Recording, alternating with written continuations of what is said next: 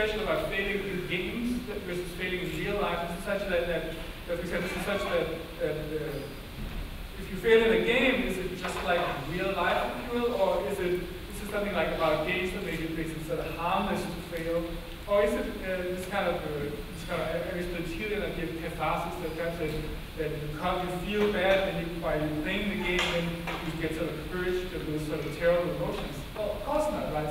So I mean, before playing these games, you didn't feel bad. You feel bad because you played these games in the first place. And so this is sort of weird, right?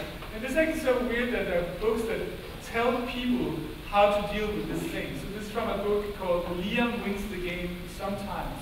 And so this is the author that tells a child that it's acceptable to feel disappointed when losing, but you cannot throw a tantrum because it is being a poor loser and it spoils the whole game. Others do not like playing with poor losers. And so,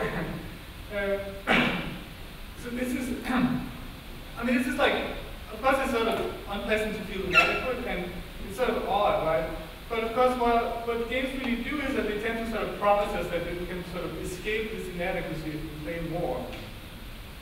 And this is also, I think, what sort of makes it different to fail in a game from failing in a regular life, in our regular lives, right? So you say that games tend to be designed such that we can sort of fail and then have some kind of chance of escaping that feeling of failure. And we tend to be very disappointed if a game doesn't make us fail. So I think this is very different. So like if you're learning to drive a car, you're not disappointed that you never failed the test. That's not how it works. So you said that's actually, so it does seem to be that games are fundamentally different in that sense. But I think we sort of dance around this and we don't always do what parents tell us. So this was when the US soccer team got the 2010 World Cup. I think this shows that we have ways of denying that we care about failure. So we can dismiss a game as poorly made or even stupid, right? And I think we also understand that this type of defense is so childish that we can only sort of use it half-jokingly as in this headline. You might say this is a kind of opportunistic theory about failure where you're saying, well, this game is really unimportant because it only doesn't really imply any kind of relevant skills at all. And I think this takes us to where I think it sort of really is. So the idea of plausible deniability is something I first heard from Steven Pinker. So this is this kind of idea, like I said to Bennett, like, so nice laptop we've got here. Would be ashamed if something were to happen to it. And so of course this is a kind of a threat. But I can also deny that it's a threat in some possibility. And I think that's really how games of failure works, right? That you can sort of fail and you can be sort of like in tears and you can be throwing a tantrum and you can be breaking furniture and then you can say, well, actually I don't care, it's just a game. Or like, I failed, but this game is sort of badly designed, there's something unfair about this test, or you can say, I failed, but there's something, I don't really care about this game after all, or I wasn't really trying, which is this kind of classic test. You can also see that this is also what changed this to say like things like studying. So all of these are sort of really common ways of explaining why you got a bad grade in a course. So this is kind of a general way of debating responsibility. But I think this also shows why, in a way, why both Prop and I want to be that guy are too easy, right? Because in a way, the thing with them is that they're openly unfair, right? So it's actually very easy for us to say, well, it's not really my fault. This is an unfair game. So I think really that I'll sort of pose a challenge that we should be really making these sort of very well-designed, with the user experience, Wii or cute graphics iPhone games that are easy for the very first few levels and then suddenly become incredible. Or perhaps even preferably, you should make games that in a way like work and have like perfect learning curve and nice tutorial systems and so on. And then you put them out there, and then once like 2 weeks have passed and people have been posting reviews and walkthroughs, suddenly the game becomes 10 times so far. That's what really would work. But I think that's sort of fundamental for me. I think in a way like games are the art of failure, an art form that deals with this question of failure, that makes us feel inadequate and sort of sets us up to have to think about how inadequate we are and try to deal with it, try to overcome it.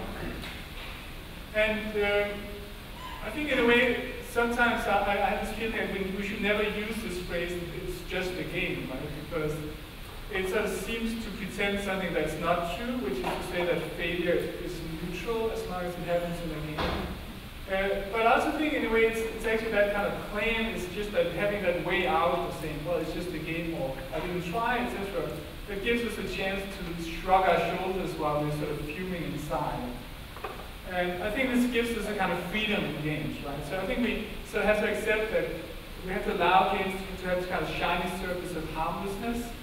And I think we need to protect games for that reason. But I think it always, this kind of, all of this has to come with this additional license that we should always be allowed to be just a little angry and more than a little frustrated when we do it.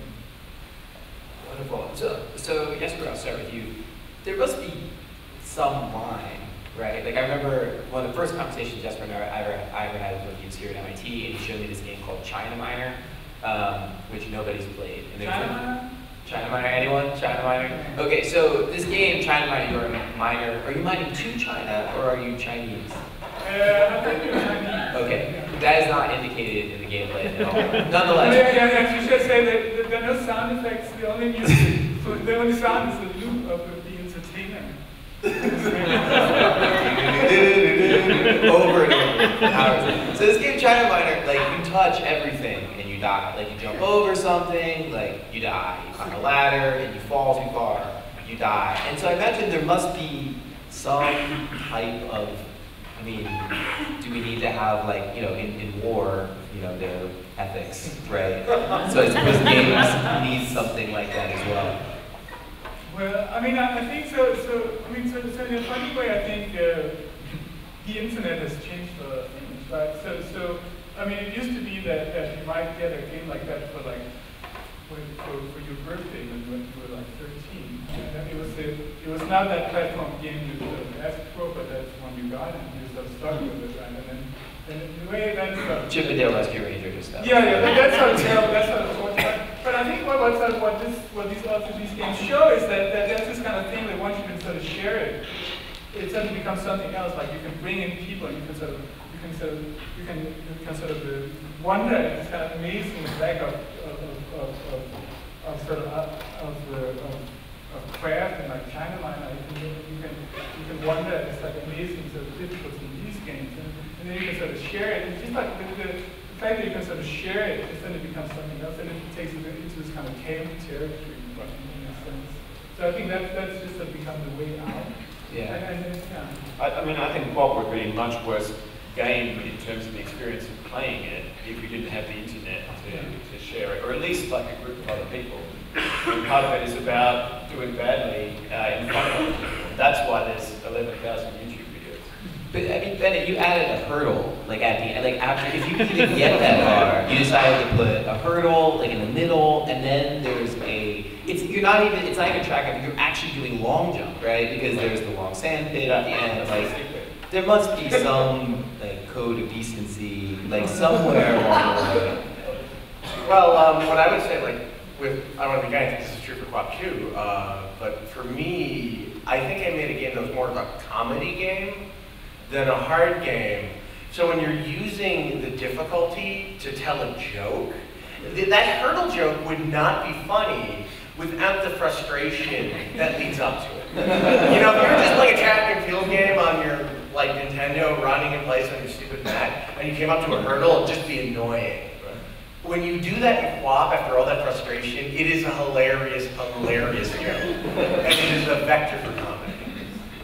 There is some, you know, we're talking about games as a form of entertainment, but I think part of my question also was this idea that games can be broken and not work. I had an experience playing Dead Space, I got all the way to the end, and I just happened to be playing Kirby Mass Attack, game-ending bug, like right in the middle. Like it just turned off. So there's an element of that because you are programmers. I mean, actually, all of you make games. So there is an element to which you can make games that are fundamentally broken. And that's part of my question as well. Is like, where do you find that line between, oh yeah, well it just shuts down.